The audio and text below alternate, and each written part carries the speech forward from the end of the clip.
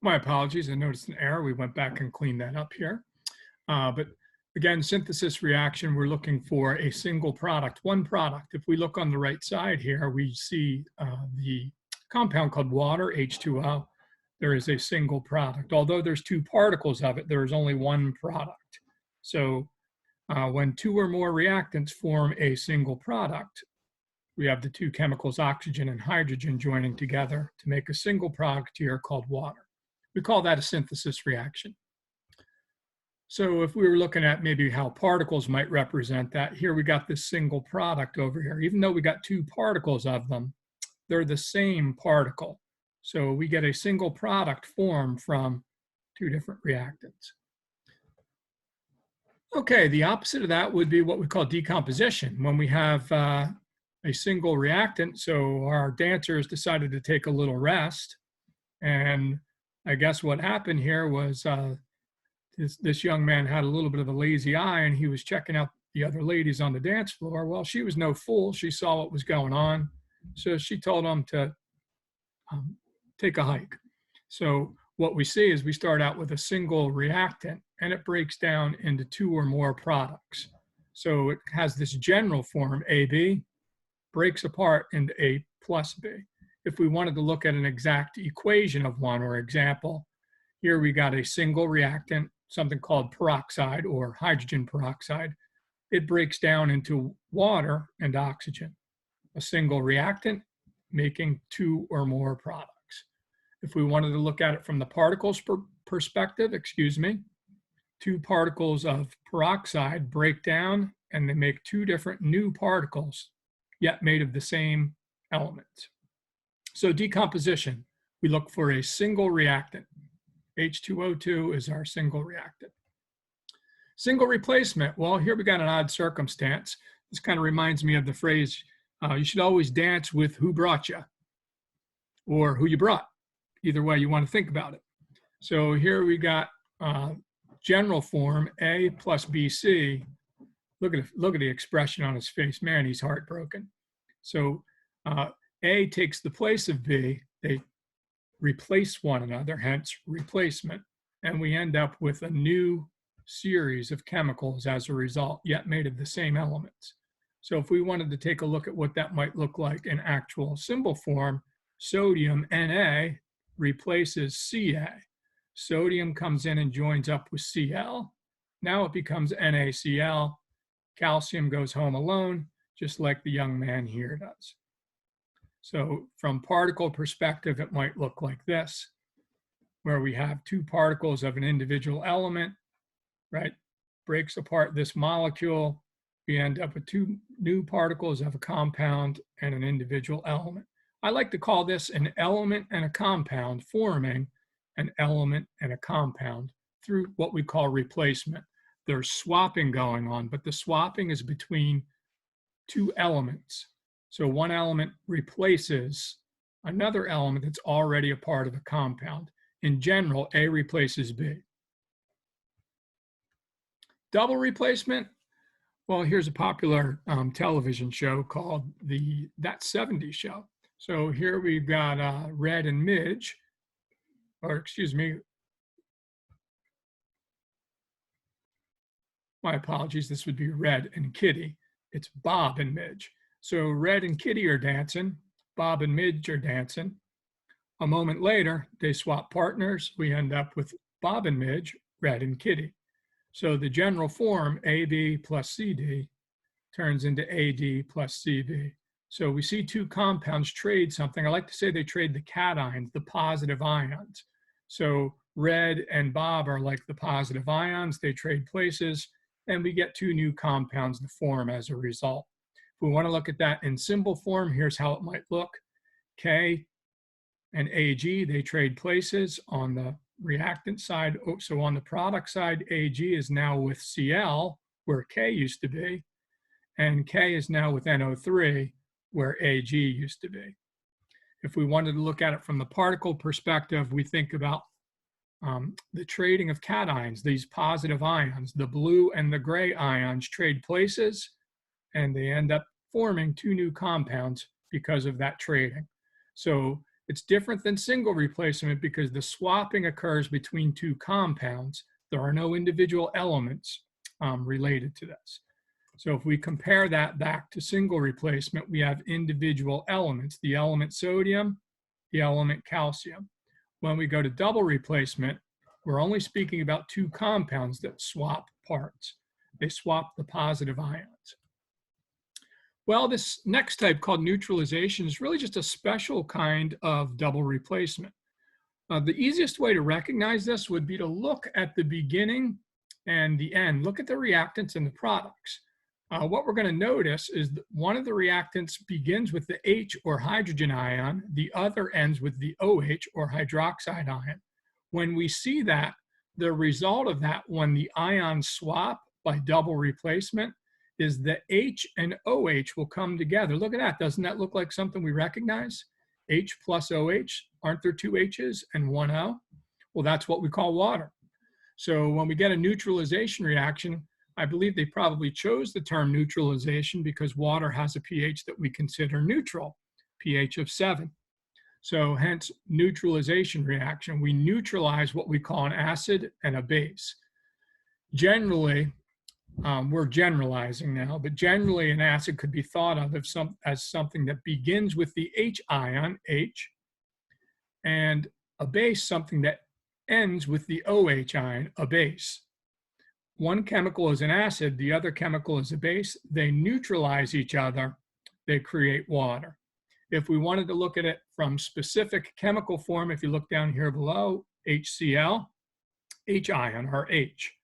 NaOH, OH ion, or OH. So we have our acid, our H ions, our base, our OH ions. We get some swapping, H and Na trade places. That allows H and OH to come together. It forms water, neutralization. There it is. So it's a fancy or special kind of double replacement. Last but not least, the combustion reaction, probably the most familiar or simplest to actually identify. Really all we look for, like it says up here, is we look for oxygen, O2, not oxygen anywhere. This is not O2 here, not O2. We look for O2 like we see right here on the reactant side. When we recognize that, we're seeing that there's a fuel trying to combine itself with oxygen, hence combustion or burning. So this example shows a fuel called acetylene burning with oxygen. So we get what we call combustion. Down below, we have another combustion reaction, O2. There's your identifying feature, right? That oxygen, or O2, is combining with magnesium, a metal. Magnesium is a metal that actually burns. It actually burns very violently, and it produces a product as a result. So combustion reactions, we really just look for the O2 symbol in our symbols. So to identify combustion, oxygen is the key thing that we hone in on. So let's just quickly kind of review some patterns that we've established. So if we're looking here, we see what has come together. A, B is joined up. That looks to me like we have one product. One product is what we call a synthesis reaction. So when we have two or more reactants combined to form a single product, it's synthesis. Look at the opposite. Now this moved to the left side over here. This is indicating there's one reactant.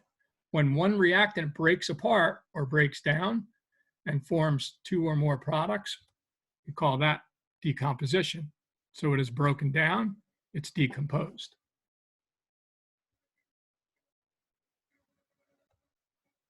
Moving forward, here we see we have a compound and an element. Oh, look at that. Doesn't that look like there's some swapping, some parts trade? A joins up with C, we get a new compound, right? A compound and an element, make a compound and an element. That to me sounds like single replacement, swapping, but there are elements involved in the swapping in this case. If you look below here, we have two compounds and two compounds. Well, it looks like they've traded or swapped some parts. There's your indicator of double replacement. The ions A and C have swapped places. We get two new compounds to form. That's how we recognize double replacement. We look at our next example, H and OH ions. Here we got something that begins with H ion, ends with OH ion, and over on the other side, we've got the product H2O. The reason the H2O formed was because the H and OH ions joined up in a special kind of double replacement that we call neutralization. Last but not least, here we see our O2 as a reactant, oxygen. This specifies combustion. So we're burning a fuel here, so we would classify this as a combustion reaction. Okay, let's begin to practice and apply it to some specific examples here. Now they're mixed up and not in order. The idea is to take a look at the key feature that identifies the actual type of chemical reaction. So it's one of 6 types. So here we begin looking at this. Now we see O2 here, but that's on the product side. So let's not give you my matumbo. Let's not call that combustion, because in combustion, we need oxygen on the reactant side over on the left of the arrow, not on the right. So the key feature in this is there's one reactant. Whenever we see one reactant, we specify that as a decomposition reaction. If we look at the next example, aha, oxygen on the reactant side. There it is. That's our indicator for combustion. So oxygen as a reactant, O2. If I look here, looks to me like I see some swapping, Al and K, but swapping is between 2 compounds, no elements involved. So K trades places with Al, K joins with NO3. Al trades places with K, joins up with Br. So we end up with what we call 2 ions that swap places, makes 2 new compounds, double replacement. If you look at the example below, it looks to me like I see swapping again, but it's not between compounds. Here's the element aluminum and a compound known as copper 2 sulfate. So I see an element and a compound. Well, if I look on the right side where the products are, I also see an element and a compound. That's an indicator of single replacement. An element and a compound swap some parts. They make an element and a compound. Identifying feature for your next example. Well, there's one product, a single product. Single product, that's usually a pretty easy one to identify. That's the term synthesis. Actually, if we break down the term synthesis, synthesis means to manufacture or make. So we're making or manufacturing one thing, one product. We would call that a synthesis reaction. Last but not least, identifying feature. We have reactants. One of them has the OH ion, our hydroxide or our base. The other has hydrogen ion, our H ion, meaning our acid. Our acid and our base are combining, and they're going to make this product called water. So H and OH join together. We get this product known as water. There's our neutralization, our special double replacement neutralization style reaction. How about if we advance the slide and we get you to pause one at a time? So why don't you pause the video and see if you can look for the identifying feature and classify this first example here.